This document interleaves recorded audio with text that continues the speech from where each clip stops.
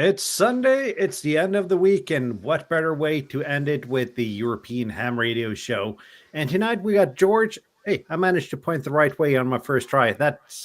I don't know if that's good or bad.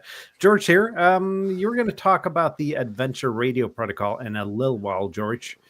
But first of all, the ham radio moment of the week. And how about we start with you, George? And for those viewers who don't know who you are, you could probably tell them a little bit about yourself as well.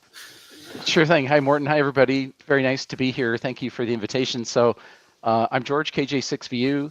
I've been a ham for a long time. And one of the things that I'm kind of known for is some of the products that I make.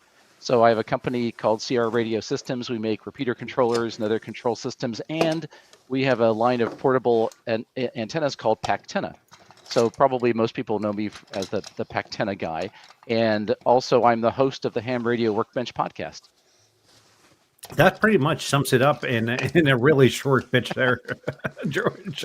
And I would guess most people know you from either Ham Radio Workbench or Pactenna there. So what's your ham radio moment of the week, George? Oh, well, I've been completely consumed working on a project. So the project is called a station controller. And the whole idea behind that thing is that when you're remoting your station or automating your station, you want to be able to control and monitor things. And so the station controller does that. And so I've been working on it for quite a while, hardware and software. And this week I was polishing up some of the Node-RED code that runs on a Raspberry Pi that is the dashboard for this thing. And so there's some things I've been wanting to do in Node-RED that I finally got to work. So that doesn't sound like radio, but it's in service of making the remote radio station work properly.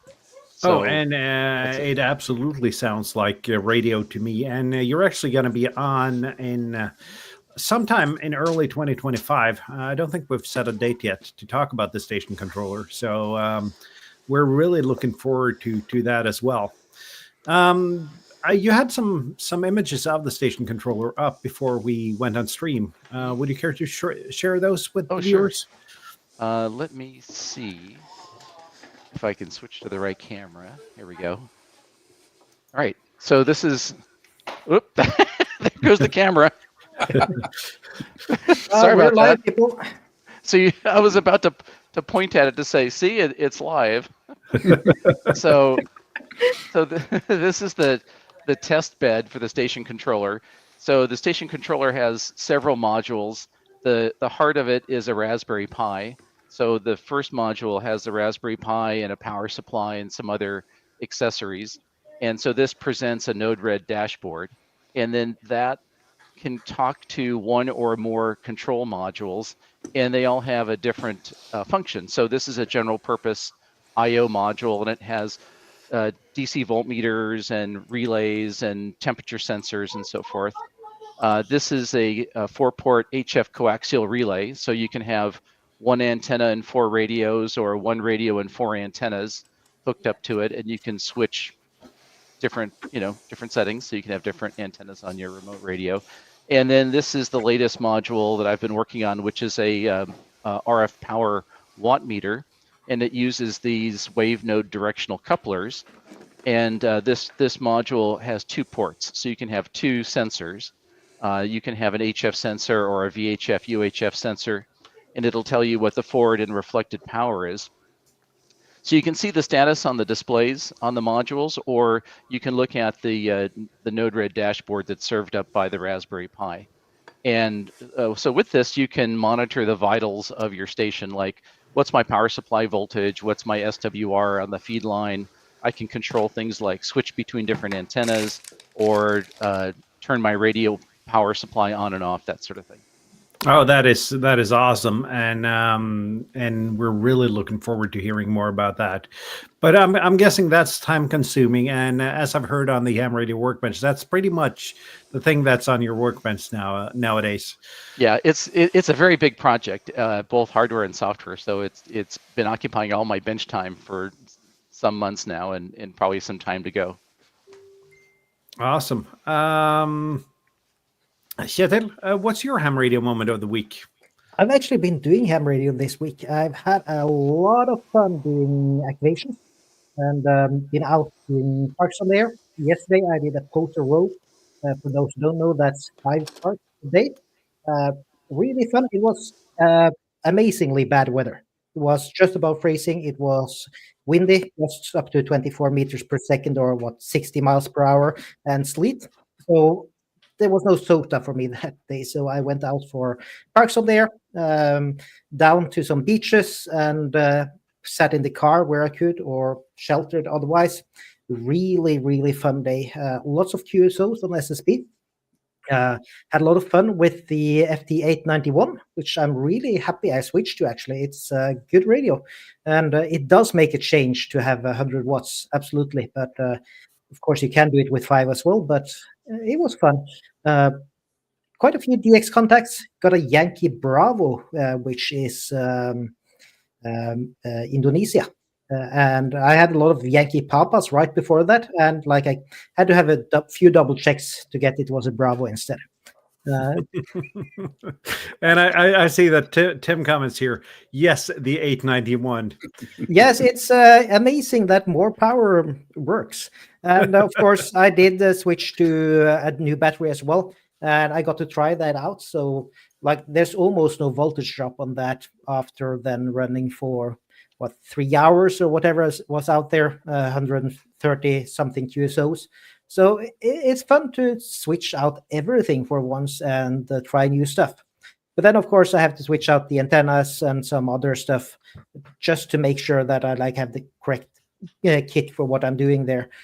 Because most of my, at least the ones that have balance in them, they're made for QRP for 10, 20 watts or whatever. So they're not going to be that happy about the FT891. Absolutely, and that's something you got to consider though when moving to more power, as that your equipment can handle it. And I just want to say thank you to Renee. 20 Danish kroner as a super sticker. Thank you. It's greatly appreciated, and it helps us pay for running the channel. So thank you a lot, Renee. But good to hear that you really enjoy the 891, and I think Tim's happy, even though Walt has tried to convert Tim to using the G9 instead.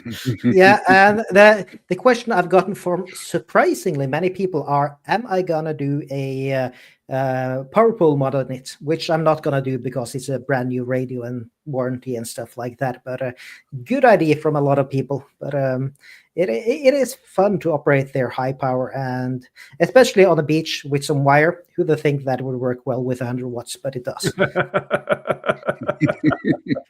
And it actually works with a different radio than the G90. Yeah, actually it does. But yeah, so today did the same thing, just one beach, 3.5 hours, and lots of QSOs, but also a lot of marketing. There was a lot of surfers there and hikers.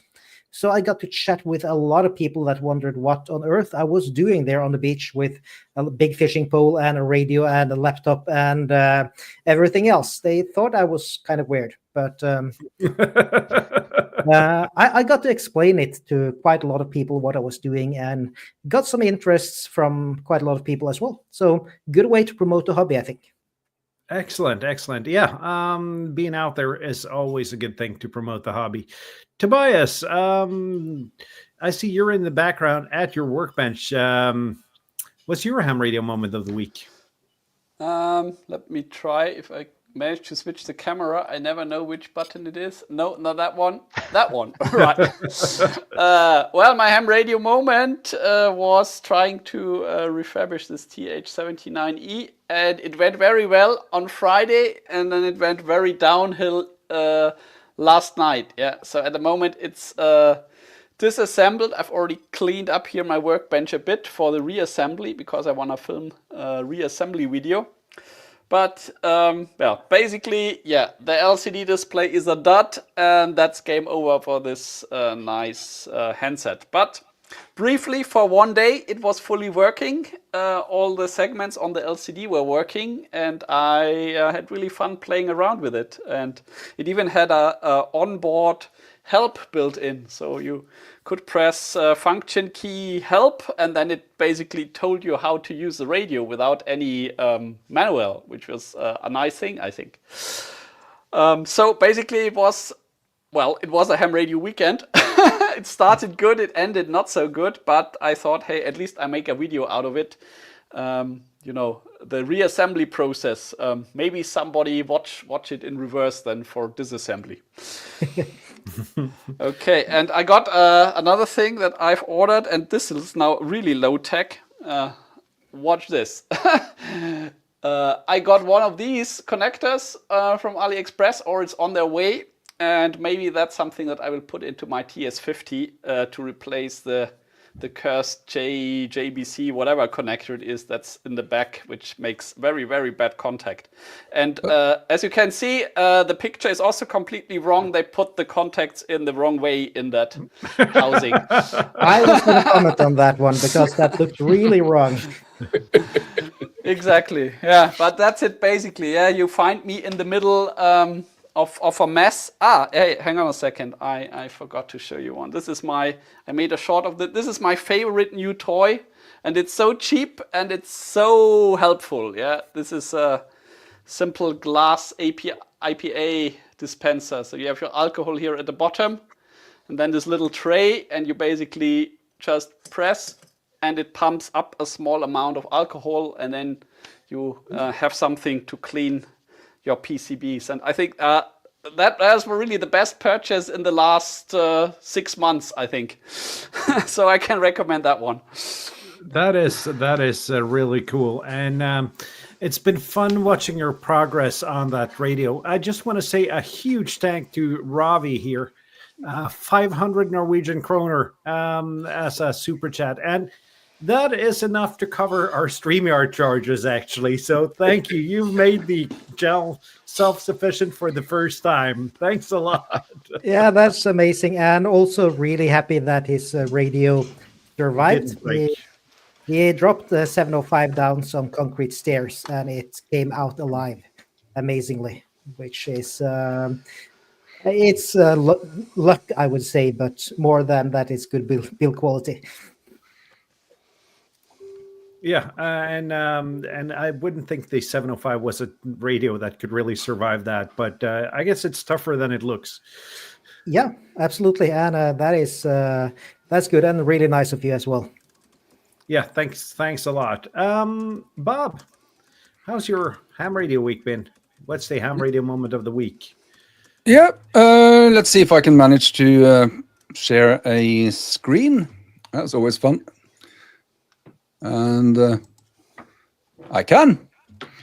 I was. I think I mentioned last week that the winter bonus season for Summits on the Air had arrived before winter, and I was really happy about that. But apparently, when the winter then got hold of that statement and figured that we'll have none of that. So winter is caught up with the winter bonus season. Clearly. I was on a summit. That was this picture was from yesterday. I was driving about an hour and a half into the country, and it was raining. It was pissing down, but I was pretty sure that was going to turn white if I just walked far enough up the hill. And sure enough, about 2 hours walk, and that rainstorm turned into a snowstorm. So I had a nice activation. Fun to be back in the Norwegian mountains. This is not one of my favorites. There was absolutely no track and about 400 meters of elevations. It was a pretty hard climb for a fat middle-aged guy. But yeah, fun activation. And today I'll do 2 moments because today I got the ham alert thing that both Kjetil and Morten was on 10 meters. And I haven't been on that for a long time, so I figured I'll check it out and see if it's any fun. So I just took the car down to basically the only place nearby that I can sit in the car and do a Parks on the Air activation. And the 7300, and I think that worked pretty nicely for 10 meters and a mobile antenna on the top of the roof. I got in Brazil at 5.7. I think that's pretty cool. That's more than 10,000 kilometers away. So yeah, all in all, radio-wise, I'm pretty happy with the week. I'm working on some video things as well, but I have no idea when they are gonna be born. So yeah, that's all my radio week. And just one question about your videos, Bob. Have you noticed an increase on your USB-C power delivery videos? Because since I featured my power bank and my cable in my last video, a lot of people have asked how that thing works, and I've all sent them all to your channel to investigate. The only video that's actually getting some traction on that is the powering the 705 with the thing. All the others, they're basically the worst performance I have. I think that's too technical. I talk about ripple and electronic loads and whatnot. I think that might be too technical for quite a few people. But the one that is doing well is where I actually solder up the cable for the 705, and that's doing well. I think it's approaching 1K views. So if that's the one you sent them to, then for sure that I just sent them to your channel. I said that you had videos there, so hopefully you'll get some traction from that. Yeah, very good. And I'll do more on the power delivery for radios thing, because I think it's an interesting topic, and I think I don't understand why more people don't do it. If you do QRP, you don't need anything but a small power bank for powering your rig. And it's so much easier, and especially if you want to bring it through an airport security, that's it makes life a lot easier. Exactly, bringing a car battery with loose wires through airport security, that could pose a challenge. Let's put it that way. That has posed a challenge. I could tell you some stories, but yeah, that's enough of my week. So, Morten, how's your video weekend? First of all, I just want to touch on the USB power delivery thing, because the reason I went that route is because I'm flying to Scotland in about a month. And turns out that, and I'm going to say that city name wrong because I watched about 24,000 YouTube videos on how to pronounce Edinburgh, but it's probably wrong nonetheless. But I'm flying there, and it turns out the entire city center of Edinburgh is a POTA park. And it's never been activated.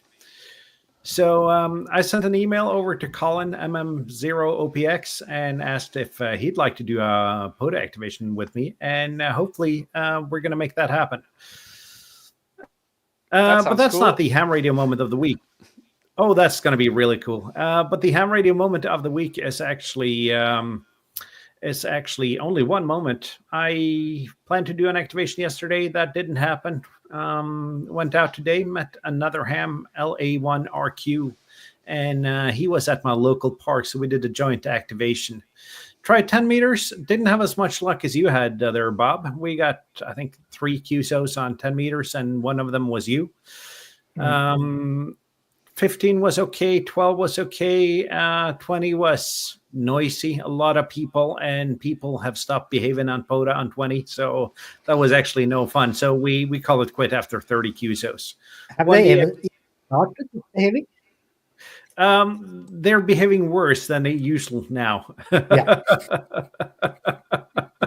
So but yeah, that was no fun. Got one Canadian station, Victor Echo 9 Mike Yankee over in New Brunswick. He's a good hunter. Usually get him in the log, and a couple of other of the Nova Scotia and New Brunswick guys. But that was pretty much it. Got to enjoy the joy of the menu system with the 891 and an ATES.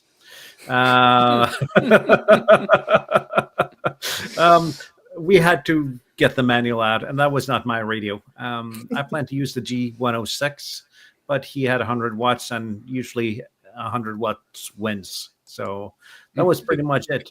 Besides that, I released my review video of the G106, and it's a surprisingly good radio for what it is.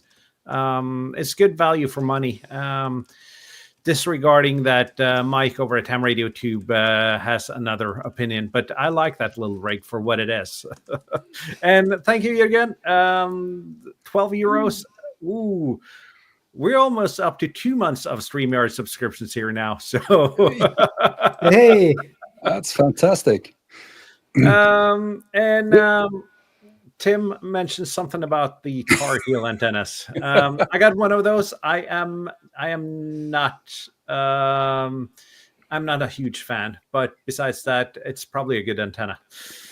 I don't think they do make the menu system on Yaesu radios any better. No. Abe asks how the G106 compares to the True SDX. They are two very different radios. Let's put it that way, in their own way. The G106 is a proper radio, except for not having an SWR meter. Besides that, it's a proper radio. The True SDX is a fun project, but it's not the only radio I'd bring anywhere except for the local Poda Park. Both are fun, but in completely different ways. And now on to today's subject, though. George? Can I just before we start, because I'm going to forget if I don't. Of course, I was driving up to the sort of summit yesterday, and I when I go for long drives, I always listen to the Ham Radio Workbench, which is George's show. And I was listening to it, and you spoke about Christmas ideas, and there was this suggestion for something to clean away oxidizers on switches or something, but I didn't. I couldn't stop and write it down. What was the name of that product? Yeah, the brand is Deoxit. Oh yeah. DEOXIT. And when you look up Deoxit, there's several different chemical formulations. So depending on what it is you're trying to clean or lubricate, you may pick a different material. So for example, some of them are strictly for cleaning contacts, like reducing the corrosion on a contact. Some of them have lubricants built in. So if you're doing a switch cleaning versus like a pot cleaning, you want different materials. So you want to do a little research about which stuff to use. But Deoxit is the brand. Yeah, it's not sold natively, to say it that way, here in Norway. I checked it up last year. So there's a small bottle, and that's around $50 with example price. So, but there are local variations around in Norway and Europe for that. Wow, that's really expensive. Yeah, here it's like $10 to $20 for a thing. So that they must get a real premium. And you can get like little bottles or bigger bottles or sprays, and there's different forms. Sounds very, very useful, and maybe they have a sort of a mixed bag where you can get a sample bag.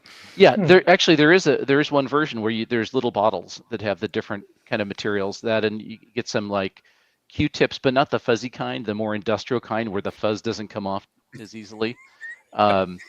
But what this stuff is really useful for is if you're restoring any kind of an old radio. So by the way, ham radio, hi-fi, old TV set, anything that's got contacts, either switches or potentiometers or sockets or anything like that, where they could get dirty, then this stuff is really invaluable. What's your favorite number for a switch and for a pot? Maybe honestly, I don't recall which is which. I think I have like 3 different flavors. So I always have to look it up to figure out which is the right one. What I would do, Bob, I'd go to your local Virt store and check with them. They have a huge selection of different chemicals, and they know what they're selling. All right, I think I have a Facebook friend that's a sales rep for them. So yeah, it looks like you can get the stuff also from Amazon. Different variations: D5S. D5S6 Pro Plus, whatever. I mean, it's just just get one of each. Just get one of each. Okay. No, thank you so much, George. I was kicking myself for not being able to take notes of that, and I didn't want to hear that. For those of you that hasn't listened to the Ham Radio Workbench, it's a brilliant, brilliant show. But it almost never is shorter than 2.5 hours. So just having to go through it again just for that brand name, that sounded like an awful lot, particularly since we had you as a guest today. We try to put all the recommendations in the show notes, but sometimes things slip through the crack because we talk about so many different things. So if it's not in the show notes, I apologize for not being there. And Ravi says that DigiKey have it, Bob.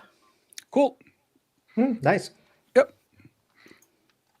Excellent. And with that tangent, we're now at 25 minutes before we let George talk about the subject of the day. So I'm going to do a little bit of magic here because you had a presentation, didn't you, George? Yeah, I got some slides. We can share those and walk through the basic idea Yep. of the Adventure Radio Protocol. So what should we do? Should I? If you slides would be great actually. Right. If you just share them, I'll put them up on screen for you. Oh, okay. Do you want me to email them to you? I could do that. No, real you quick. can. If you have them on the screen, you can just press the % button down below. Okay, here we go. I'll share screen, and let's give this a try. So what do you see? It's not popped up here yet. There's nothing popping up here to put on screen. Oh, hang on. Let's see. I suppose I need to learn how to use this. Yep. Here. Okay, so you should see something we're now. good. Yeah, we're good. Okay. Can we get that completely full screen, Morten? Is that possible? Good question. Let's see. We Yes. can do it like this. Yep. Yep. Go ahead, George. Oh, okay. So just to give you some idea about how long the presentation is, it's about 8 slides. So if you get antsy at about slide 3, like, oh, how long is this thing? It's not that terribly long. So, because the concept is really simple, and there's a couple of parts to this. So what's the whole background? Let me sort of just jump right into it here. So what is the Adventure Radio Protocol? So let's talk about the problem that I was looking to solve. So there's 3 things that occurred to me that I'd like to be able to improve. And by the way, personally, I do not as much field operating as you guys do. I'm always impressed by all the outdoor activities you all have. But I've been doing some outdoor activating and backpacking and such since I was a teenager. So I've always loved backpacking, and when I could take a radio, that would be great. And when I was a kid, the radios were too big and heavy, so it didn't happen much. But these days, of course, you can take amazing radios with you. So there's tremendous amount of portable operating. So the goal here was to figure out a way that when we're operating in the field, it would be easier to find each other on the radio. So obviously, if you have a friend and you're going to go somewhere, you can coordinate what frequency you're going to chat on and all that. But what if you go out by yourself and you'd like to be able to find other people who are operating in the field or who are chasers at home? It seems like there should be a standard way to do that. So goal number 1 is make it easier to find other field operators on the radio. Number 2 is to be able to support a couple of different use cases. So one use case is emergency signaling. So if I'm out in the wilderness and I have a problem, what would I do? And let's just presume for the moment your cell phone has no coverage and you only have your ham radio. What frequency would you be on? Maybe you would be on a local repeater system. Maybe you're in a place where there really isn't good repeater coverage. So what would you do? We can also have a scenario where you want to make contacts for SOTA or POTA, and it's not an emergency at all, but you just want to find other people to make contacts. And if you don't know where to listen, well, you could be anywhere on the band, and you can have 5 people listening on 5 different frequencies, and no one hears each other. And also, it'd be interesting to extend this notion and make it possible to signal for some kind of traffic, like for help, when nobody's actively monitoring the radio. We'll talk about some methods for doing that. So, so what is the Adventure Radio Protocol? It's really simple. The first thing is, let's just agree on a common frequency. I mean, that's sort of obvious, right? But no, there really isn't one. No one's really said, okay, this is the activation frequency that people should hang out on. The second thing is, it would be nice if there's some kind of signaling standard so that I could actively indicate that I'm looking for traffic on a frequency or alert someone that there's activities there. And so when I put together this notion of the Adventure Radio Protocol, I sort of saw that there's 2 levels of implementation. One level is strictly radio to radio communications, which requires nothing besides what you already own. And then build the protocol in such a way that you can add infrastructure to provide additional features. And I'll talk about what that means here in a second. So, yeah, go ahead, Morten. Yeah, I already see that the frequency that you use in North America, if it's 146.580, that's not going to work for Europe. So no. We'll get to that in a second. Is what to do.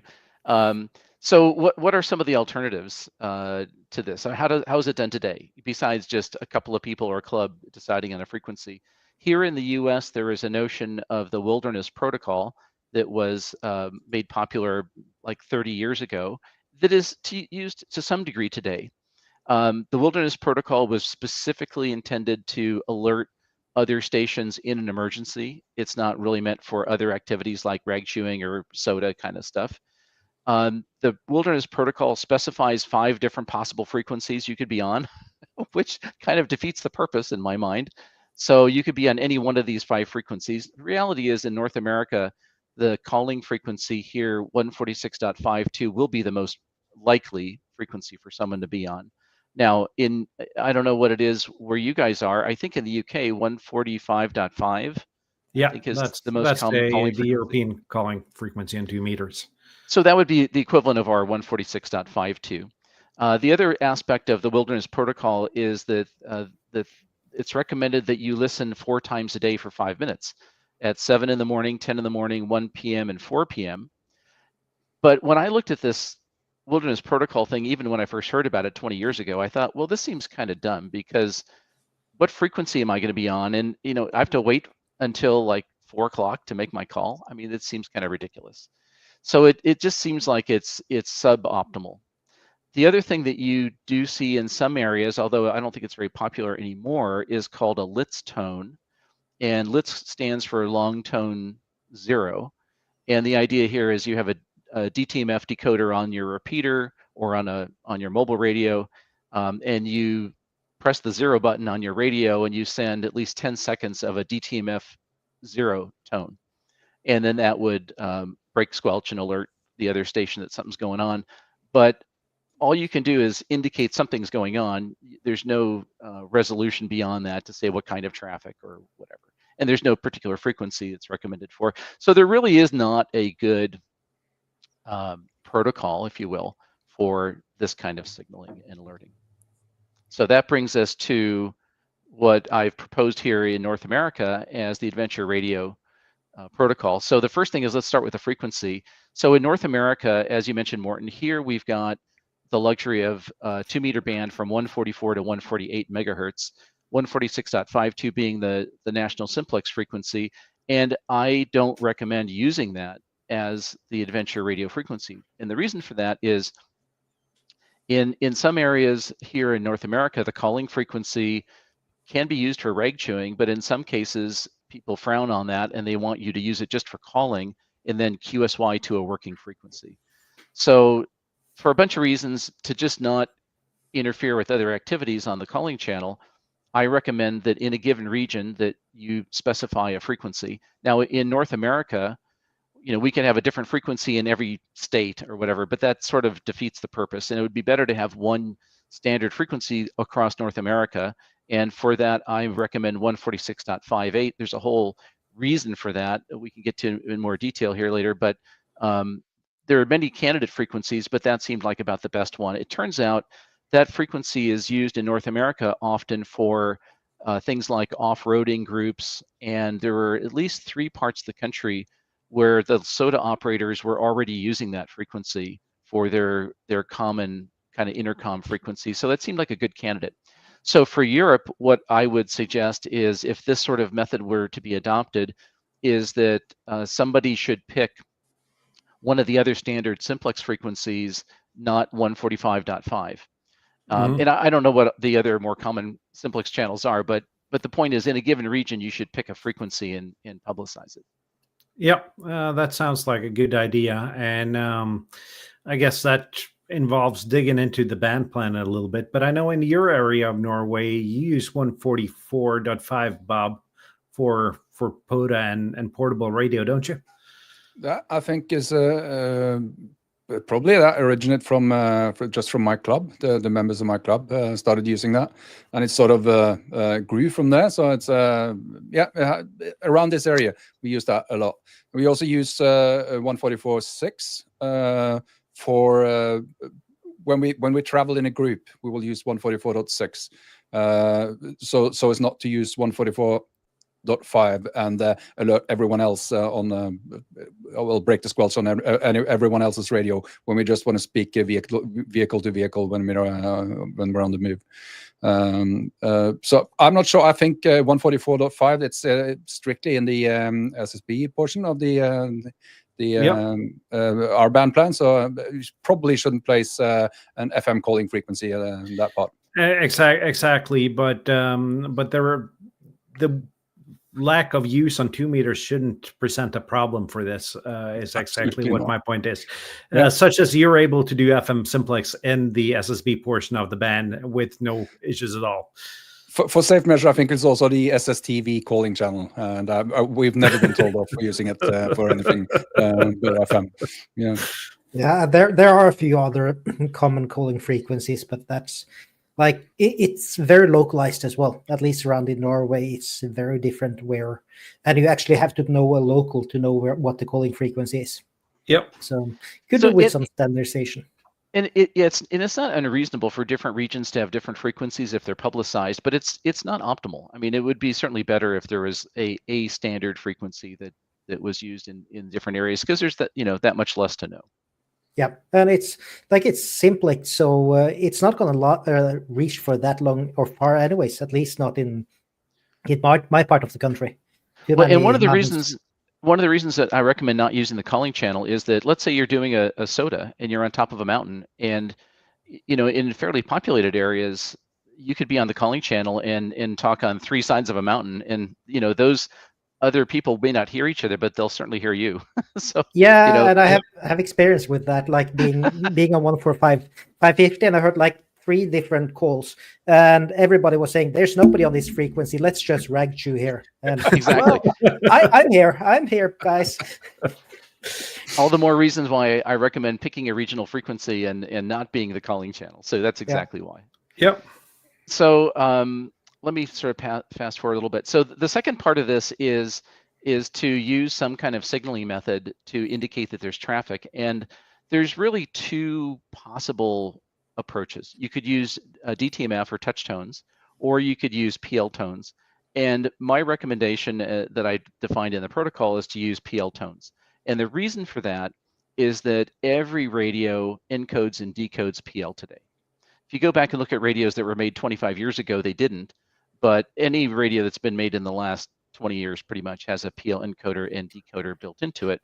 Not all the radios have DTMF encoders, which is kind of interesting to note. So for example, you go out and spend $500 on the latest ICOM handy talkie, it does not have a DTMF pad. So you cannot, press buttons and generate DTMF tones. At best, you can put them in a memory, but then you have to know, in advance exactly what tones you want. So PL is really the most practical thing. So the protocol defines a small subset of the standard PL tones to be used to indicate the nature of the traffic that's on the channel. And so the idea here is that you would encode a particular PL tone depending on what kind of traffic you're using. I just want to double check one thing, George. Are your slides supposed to? Are you still on the first slide? Oh no, it should be on the how would it be used slide. Okay, because it's the first slide that's still on screen. Oh my gosh. Okay. Yeah, well. You said 8 slides, but you didn't say how long each lasted. Oh well, I've been through 4 slides already. Okay, maybe just a quick comment when you say PL tones. I think in Europe it's usually called CTCSS. Yes. Continuous tone code squelch system something. Correct. Because I think PL tones is not a very common phrase here in Europe, at least not in Germany. So actually, in Norway it's common. Yeah. Okay. So here's this is good cocktail party trivia quiz information. So CTCSS is the generic definition. It's the EIA standard definition of the subaudible tone system. PL is actually a trademark. So PL, which stands for private line, is Motorola's trade name for CTCSS. So being that Motorola was kind of the biggest in the 2A radio business, and they've always been the early adopter for everything. So PL tones is really referring to the Motorola name for the same thing. And GE had their own name, and other companies had their own name for the same thing. So it's kind of funny. So PL, CTCSS, it's really the same thing. Yep. But you mentioned, I'm wondering if we should trust a company that would call CTCSS something private. That's Yeah. I think that's amazing that they put the word private into something describing CTCSS. yeah, but Fair you enough. mentioned there that like every radio has CTSS or PL. Have you ever been to a club where they discussed having PL tones on a repeater because somebody has a radio that's older than 25 years? Yes. Yeah. Well, the good news is that guy's not going to be around the club for long. So I think that problem solves itself. Yeah, absolutely. But that is actually a thing though. We changed PL tones on our repeater. I think 2 years ago. I am still programming radios in order to get people to get on the repeater. Yeah. Well, so maybe this is a self-selecting process. Those who can't program their radio are probably not the people that are hanging off the side of the mountain either. So maybe that's No. that's point. also self-correcting. That So is in the protocol, I reserved out half of the PL tones for use at some point, and half the PL tones could be used for anybody for any purpose. But there's a small set of them that are pre-assigned for specific kinds of traffic. So the kinds of traffic that you want to indicate is this is a rag chew. You want to indicate that this is a activation of some kind where I'm looking for contacts, POTA, SOTA, whatever. Another PL tone is used to indicate that there's emergency traffic on the channel. And then there's also even another tone that's reserved that would be an automated information response thing, which I'll get to in a little bit. So how would you use this? So you first of all, you decide whether or not you want your radio to be in PL or CTCSS decode mode or not. So here's a few scenarios. Let's say, for instance, I'm going on a hike. I'm not going with anybody. I'm taking my radio. I'm open to talking to anybody about anything. What I'll do is I'll set my radio maybe for the on a channel with the simplex frequency encoding the activation tone, and I'm going to leave my receiver with no PL decode, so I'll hear everything. So I'm hiking along and I get to the summit and I get on the frequency and I transmit. I'm transmitting the activation tone that I'm doing an activation. And I say, is anybody around for contacts? I'm on, mountain such and such, operating SOTA, CQ SOTA. And on the receiving side, let's say I'm in my shack. I've got my radio and my base station turned on. And I don't want to hear chit chat. I don't want to hear Morton saying, "Bob, we need more beer." I don't want that traffic, but I do want to hear when somebody is calling CQ POTA. So I can just set my base station radio to decode listening only for traffic for the activation tone. So that way people could be chit-chatting about nothing I care about until someone's calling CQ POTA or CQ SOTA or whatever, and then I'll hear that traffic. In the same way, you can also have a tone reserved for emergencies where you might say, well, I don't want to hear any of that stuff, but I always want to monitor 24 hours a day just in case somebody needs help. So I'll just leave it on the emergency tone. And I'll never hear anything unless somebody really has an urgent piece of traffic. So the nice thing about this approach is it's not that complicated, in spite of some people not knowing how to program their radio. It's not that complicated. Every radio, even the cheapest Baofeng radio or the most expensive Kenwood TH75, will be able to do this. So you don't need to buy anything. You've already got everything that you need. So that's what I call level one of using the the Adventure Radio Protocol. We agree on a frequency, we agree on a tone signaling system, and we just use it. And you can start doing that today. It takes no setup. So that's the basic idea. And that is so really genius, so because it's so simple and it doesn't require any infrastructure. And that's what caught my attention on it. And by the way, from my point of view, if people start doing this and just do it as I've described it, in my opinion, like mission accomplished. I mean, this is really trying to urge the amateur radio community to just agree on something. One thing that I always think is kind of strange is like, if you want to talk to somebody, it's a lot of times it's very random. right? It's random what frequency you're on and who you're going to talk to and all that. Sometimes you really want to talk to somebody in particular, and how do you find them? Right? So if you organize it in advance or it's your club, that's fine. But if, let's say you go to another country and you're doing a SOTA and you've got your handy talkie, what frequency would you pick? Maybe 145.5 to start with, and then QSY off. So you could do that, but it'd be cool if you could just start on the, the activation frequency and with the tone, and you might, drag up some more activity. Now, there's some other really cool infrastructure things you can also do with this, which is kind of the second part of this. Yeah. But I want to. Yeah, go ahead, George. I was gonna say, I just want to make sure we kind of take a pause and say, okay, if we just stop here, like, good enough, right? That would be useful by itself. I think this is really, really fun. Get something like this off the air in Europe. That would be most fantastic. Well, as you probably know, I travel around quite a bit in Europe and do summits on the air.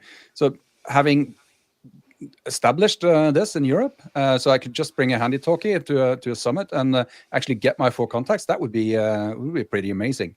But another thing as well, that when you describe it, you've of course thought of this. But if you are listening in your shack or in your car, you don't have to pick just the one topic. You can program the same frequency with different PL tones, and you can select or deselect what channels, and you can just do scanning. Yes. So you get perfect control of what you receive. You don't have to pick just one. You can pick any one of the ones that you want. So exactly. Very cool. Yeah, exactly right. And you can just even have, like, if your radio has banks, you can have one bank that's the Adventure Radio bank, and then you can have, like you said, 5 different channels all in the same frequency with different tones. And yeah, just skip or select in whichever ones you want to listen to.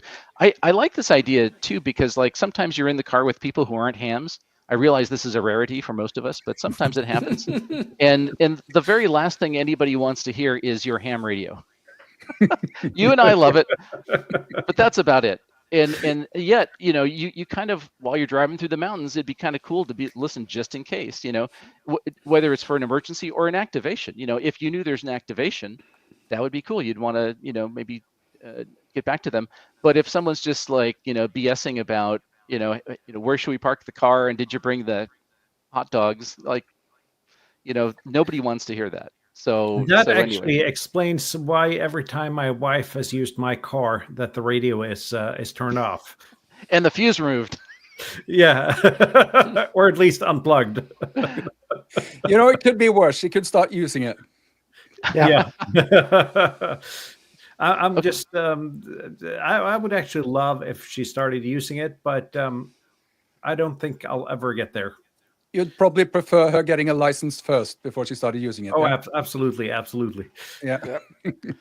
Tell her my mom was licensed, and she had the class 1 license, and then my dad had to learn Morse code because the wife was on the way to the big license, right? Wow, that's amazing. Yeah, well, she wasn't on the air very much, but it was funny, yeah. In a way, it's funny, yeah. So everybody who's stubborn enough can make a license. And I see that Abe's got a comment here.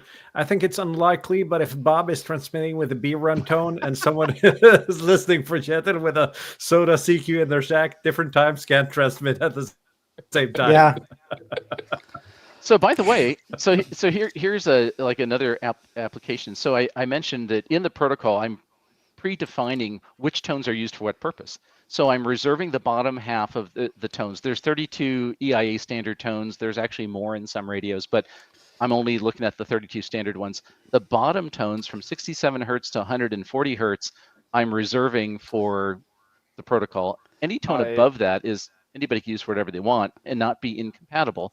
So, for example, you could say, well, Bob, when we're convoying, when we're, talking between our cars and we're driving, we can sit on the same frequency, but we'll just pick one of those upper tones that's not reserved for anything. So you're on the same channel, but and you could leave your radio, let's say, with the decode off and listen to all the traffic, and the people in the other vehicles could just be muted on the receive side and only listening to the traffic between the vehicles. So by looking at what the tones are, pick a tone that's not being used and use it for your own purpose. that's totally up to you and gives you some more flexibility. And I see from the chat here that we need a beaver run tone on the Adventure Radio protocol. Duly noted. Yeah, I think also the convoy, actually having a dedicated tone for convoys might be an interesting idea. So, I think what we really need is some kind of credit card sized PDF that you print out, laminate, and put in your wallet. Otherwise, nobody will remember the tones. Well, I don't. Yeah, yeah. Well, so probably you're going to look it up and program your radio and sort of be done with it. So let me just mention that the definition of all this is on a website that I've put up. It's adventureradio.info. And if you go there, it'll describe everything that I'm talking about here, what tones are used for what purpose and all that. And I do want to get to the second half of this, which is the infrastructure mode. So if we just stopped here and said the user mode is fine, and that's all anybody ever did, then I'm happy with that. But one of the reasons that I was interested in pursuing this is that it always occurred to me that what would be really cool is if you could add some infrastructure on top of this, which is completely optional, but still would be pretty interesting. We need to hear about that. And I think most of us were prepared with the Ham Radio Workbench guest that we were going to go on a little bit of a overtime today. Oh, sorry. No, Are we in the second hour? We tried to have Mark on for just an hour, and he ended up coming on the next episode. So yeah, I just want to point out the thing that Bob mentioned earlier about this being mentioned as private and so on. If you buy some of the cheaper DMR PMR radios, which is like the free 446 megahertz things, they sell this as for our North American viewers. That's comparable to the FRS radios. Mm-hmm. Yeah, then you can buy these with encryption, and that is PL tones in some of them at least. It's not called encryption; it's called private calling. Yeah, but not in their sales reports. That's when the marketing department gets private calling that turns into encryption. Yes.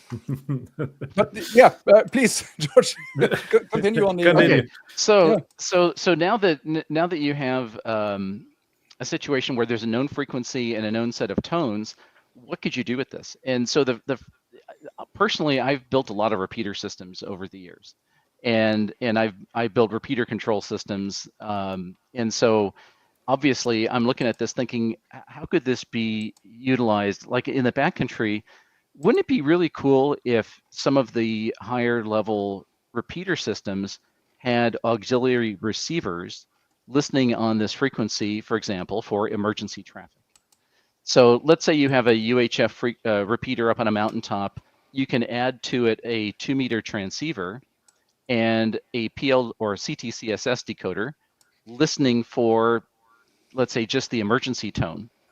And when someone transmits with the emergency tone, then you could do a variety of things. So one thing you could do is you could then gate the audio from the 2-meter Adventure Radio receiver into the repeater system, presuming there's the emergency tone coming with it.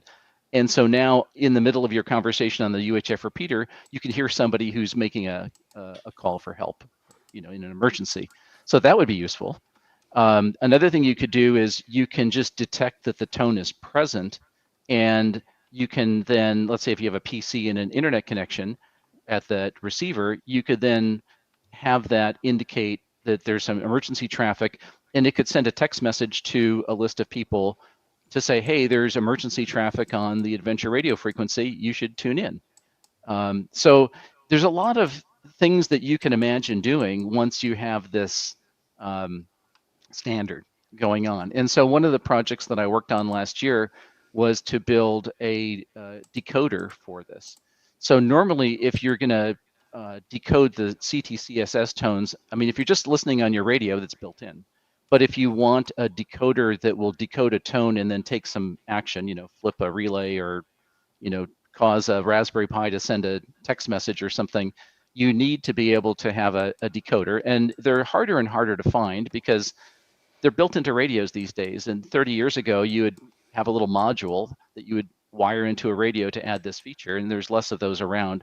So I designed a PL decoder, CTCSS decoder, that would present a signal when the right tone was received. Now, but what's kind of unique about that is normally those tone decoders, you pre-program them to listen for a particular tone, and if that one tone is received, then it pulls a pin low or high or whatever the output is. But that's really not what you want. What you want it to do is scan all of the PL tones, and when it hears a particular tone, you want to indicate which tone. Exactly, a LED or GPIO pin, and saying, hey, that's an emergency call, and that's a SOTA call, and that's a whatever, and trigger different events based on that, right? Exactly. And so I built a scanning PL decoder to do exactly that. So it listens to the first 20 PL tones from 67 to 140 hertz. And when it hears one of those tones, it does a couple things. It will pull a particular line, physical line low. It will also send a ASCII character sequence out the UART. So the simplest way to hook this up would be to take that tone decoder board, take the serial output, have it go into the UART of a Raspberry Pi or a dongle on a PC, and then you have a little Python program running on the Raspberry Pi that just receives that set of characters that came in and says, oh, there's a emergency tone alert going on. And then, like you say, Tobias, then it takes some action. That script sends a text message, or it connects the repeater to the remote base 2-meter radio, or puts a beep on the repeater, or does something. You could decide whatever you want it to do, but the enabler is really the scanning tone decoder that lets you do that. Okay, and I think if you want to do something like a cross-band repeat, it's also pretty easy. I mean, you just need a low-pass filter to get rid of the CTCSS tone from the repeater, and then just add the CTCSS tone for the Adventure Radio protocol onto it. Yeah, so it's not a problem in swapping during crossband repeat with different PL tones. Yeah, in fact, the little tone board that I made has a low pass filter that rolls off anything under 150 hertz, so it's compatible with this very purpose. So that's the idea. I think the thing that got me really thinking about building this tone decoder thing is that it gives hams who are kind of technically oriented, that want to build something, a building block to then decide what you want to do with it. So it's not a completely canned thing, because you can imagine, well, like I got an email from a fella who has a bunch of repeaters that are out in the like Pacific Northwest, in very uninhabited areas. And his repeaters, he has like half a dozen of them, are used a lot for search and rescue backup in that area. So low density of hams. And he thought this is a really useful thing to augment his repeater system with it. And in that particular area, one of the other things we were talking about was, wouldn't it be interesting if you had another tone reserved where if it detects that, it's like an informational broadcast trigger.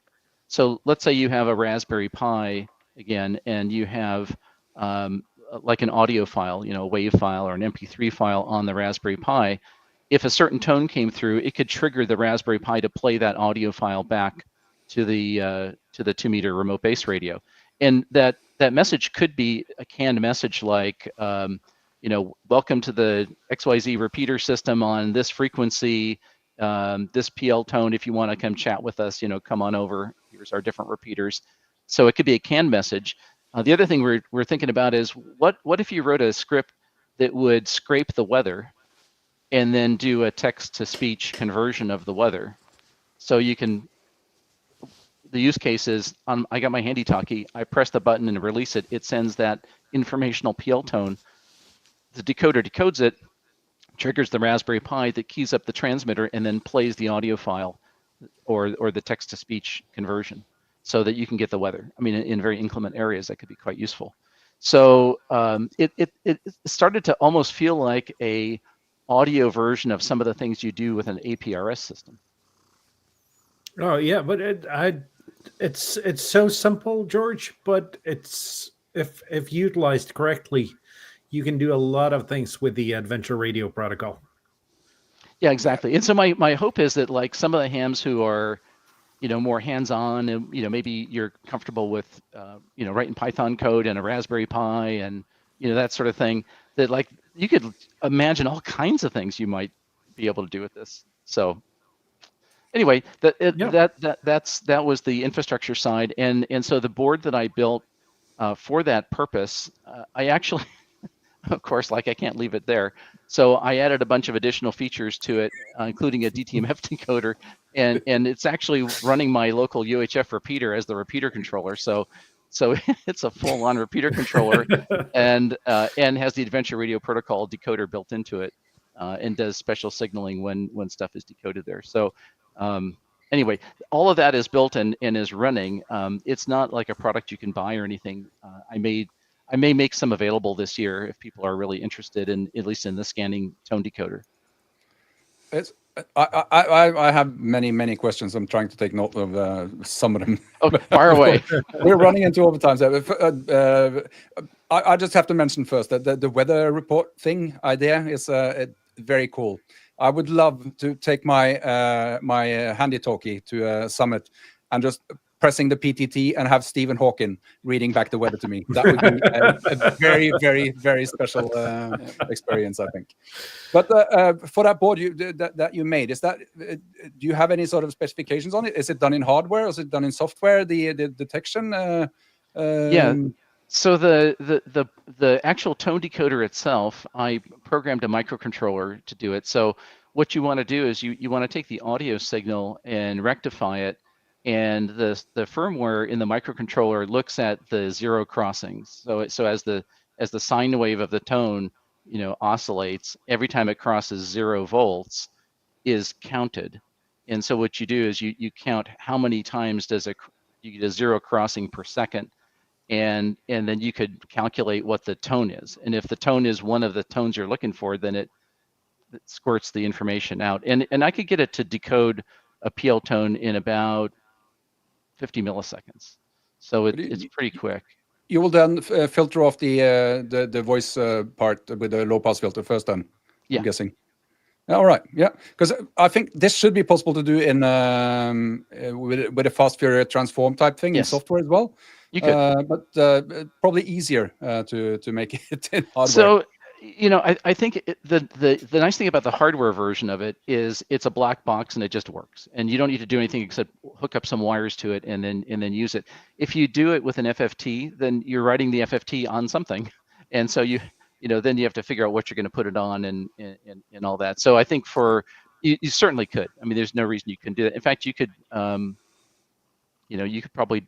The only other unpredictable thing is if you write it in software, then depending on what kind of machine you're running it on, is it going to be giving you the real-time reaction that you really want? The nice thing about it, in fact, even on the repeater controller, there's a processor that's running the overall housekeeping of the repeater controller, and there's a separate microcontroller that just does the tone decoding, because I don't want any preemption in the software where the main processor tasks are running and it can't service the tone decoding. So I want that tone decoder to be a dedicated piece of hardware.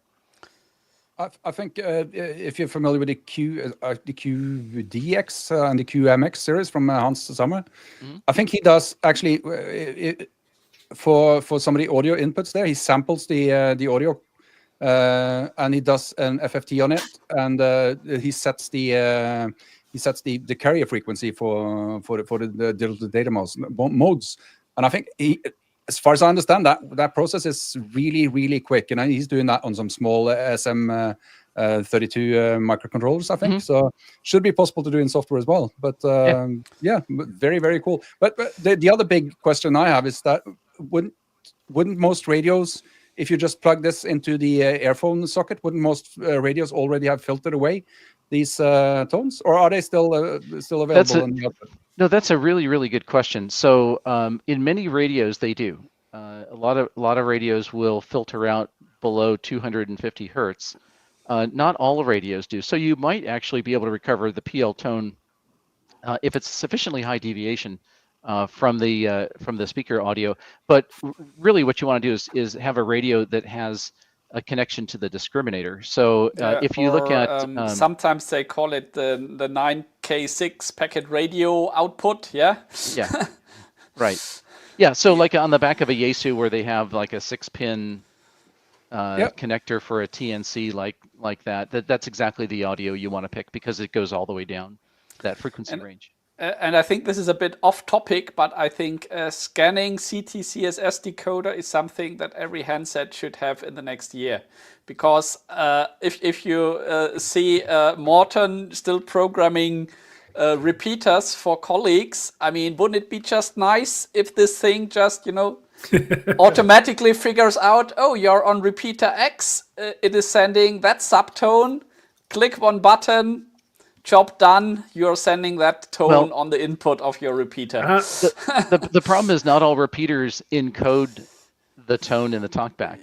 So you may not be able to rely on that. So another way to do that, but that's not a reason not to put that feature in, right? Because once you have it in, every repeater owner, hey, why can't you implement auto subtone detection? Everybody else has it, yeah. And then I think the question is, Tobias, we're talking about hams that thinks it's really difficult to program in a repeater. Do you really think they're going to find the CT-CSS scanning feature in the menus? Well, if it's on the tone button that they use to open the repeater, then yeah, you just have to make it easy enough, right? Yeah. If it's similar to using a 1750 hertz tone, it should be easy enough. Exactly. Yeah. So there's the send the tone button, and then there's a shift get the tone button or something like this. But the thing is, though, in encoding the audio out of a repeater with a tone, we tried that. That made it even harder for people to use a repeater because they got into the repeater, but they somehow managed to program the wrong tone into the receive side of it. And yeah, we just had to turn that off. And I think here in my region, they have multiple repeaters on the same frequency, and each one is using their own RX, TX, CT, CSS subtone so that they don't interfere with each other. Oh, how nice would that be? In Norway, they decided that every repeater should be on 123 hertz. Yeah. Okay. Which kind of defeats the purpose of having CT-CSS tones. So I have to say, I'm a proud member of a local club that just refused to go along with that bullshit, and we are still on our 74.4. So, we tried for a while, but in order to get our repeater frequency published, we needed to change the subtone. Okay, so I think this is the main problem for the Adventure Radio protocol, getting more than 2 hams to agree to something. Yeah, so that's the problem. The thing is, though, Tobias, let's call it a published standard. So if we could agree upon a pan-European frequency for this, and I'm not sure that the European Ham Radio Show should be the place to do that, but there's probably because then it's our fault when it interferes with some ancient service we have not thought of. Yeah, but we could at least suggest something. Then we need to look at the band plan, though. And I saw you had the Region 1 band plan up there, Tobias. Do you still have it? Yeah, I have. This is the. Let me go to the top. Region 1 VHF band plan. And of course, we have to go to 2 meters, which is. I think you passed it. Somewhere else. It's after 4 meters. There we go.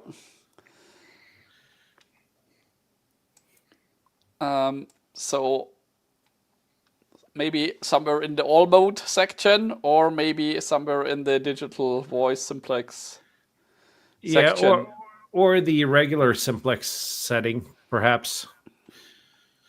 Yeah, and this is the band plan in, I think this is from the DRC, that's the German band plan, and they're much more detailed. So they have here SSTV, RTTY, fax, ATV, and everything. Yeah? I am sure we. The problem is every single radio club has their own local calling frequency as well. So you're bound to make somebody unhappy, whatever you pick. Yeah, but I'm thinking somewhere in the 145, 500 space would probably be good. Yeah. I think so just trying to decide on a recommendation live now is probably not a good idea. But It is not. It is absolutely not a good idea. But we're but still maybe doing something simple like 555. Yeah, 144 555. no, let's keep 555. sensible channel separations, please. No, I'm just. Yeah. Hmm. But I would like to suggest everyone suggests this in our Discord. And anyone want to suggest a channel in the Discord? We can do this. I think Chet is already on it. It looks like he's typing here. So Are we'll you making a probably have channel, Chetty? Nope, I'm not. You can make it All this right. time. There's a portable operations channel, isn't there? Yeah, we can use the portable operations channel. That'd be good, actually. Yeah. So, If you have ideas on what would be a good frequency for Europe, and if you have any strong opinions as to what would be a bad frequency for Europe, please put your suggestions, good or bad, in there. And let's see if we can get some traction on this, because I really like the idea. And if we could, most of us could agree on a frequency, this could work. Yeah, as I said, we are bound to make somebody unhappy. That's for sure. They are probably never transmitting, just monitoring that empty frequency, but they will be unhappy when we pick it. oh, yeah. It's so nice. It's so nice to hear that the hams there are just like the hams here. Yeah, right. Now we have a Adventure Radio Protocol channel as well. we do. Thank you. Oh, yeah, use that then. And I just want to say, hams with opinions. I got a comment today on my G106 review, and it just says, "Ugliest radio ever, looks cheap and ugly," and that's the level of hams discussing stuff. Yeah. So, So, by the way, one of the questions that I got early on in this from a group was, how do you, George, how do you intend to get everybody to agree to do this? And I said, like, well, that's not going to happen. That is, I can't get anybody to agree to do anything. And so there's no way to, like, I think to really organize this across a big you geography. just say everybody who's not agreeing is not allowed to watch the Ham Radio Workbench anymore. So yeah. they have to agree, job done, right? So the best way to do stuff like this is to just say, you know what, in my club, we're going to pick this frequency, having gotten input from a bunch of other people is good. But, henceforth, we're just going to use this frequency and kind of let it grow from there. And legislating it is a really hard thing to do. But getting people to volunteer to go along with it is kind of the way to go, in my opinion. Yeah, I agree with you, and I think the way to do this is to publish a frequencies like you've done, George, and see if it sticks. And if it doesn't, it doesn't. But then you've tried at least. Yeah. I think we should try and bring this to. There's a fairly active community on Facebook for both Parks on the Air and Summits on the Air, at least in Norway. We can bring it there and see if anyone has strong opinions one way or the other. And I don't know if you have the same sort of things in Germany, Tobias, but if you do and if you're a part of it, then reach out and let's see what suggestions come out. And I'm actually more interested in the frequencies we absolutely shouldn't use. So we can avoid them. And I think once we avoid the frequency that we absolutely shouldn't use, then it really doesn't matter which one we pick. Exactly. And thank you so much, George, for presenting this. And I see we're already into the opinion stage here. So Very good. Join our Discord and come with your opinions there, and we'll try to figure out which frequencies to avoid. And thank you to both Renee, Ravi, and Jürgen for the super chats. Fantastic job, guys. Hit the like button. We have to say that as well now, right? Yeah. But we're not pushing memberships. We do have memberships. We're not pushing them. We're not pushing the super chats. But every single amount of money coming into the channel goes to running the channel. And if we should ever make a profit on this, which I think is unlikely, then we'll bring it back with some kind of project for you guys. So there's no personal profit from this channel at all.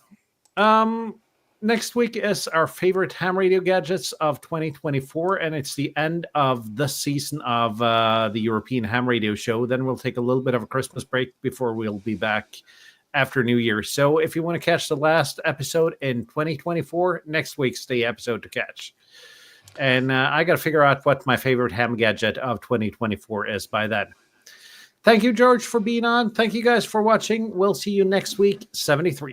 Yeah, and if you have a spare slot for us, George, in the Ham Radio Workbench, we're happy to join you anytime. Oh, yeah, absolutely. We'd love to have you guys back on. That was really a load of fun. So I think we should do that in the early part of the year, maybe February. That sounds good to me. Awesome. Thank you, All George. right. And 73, y'all. Bye.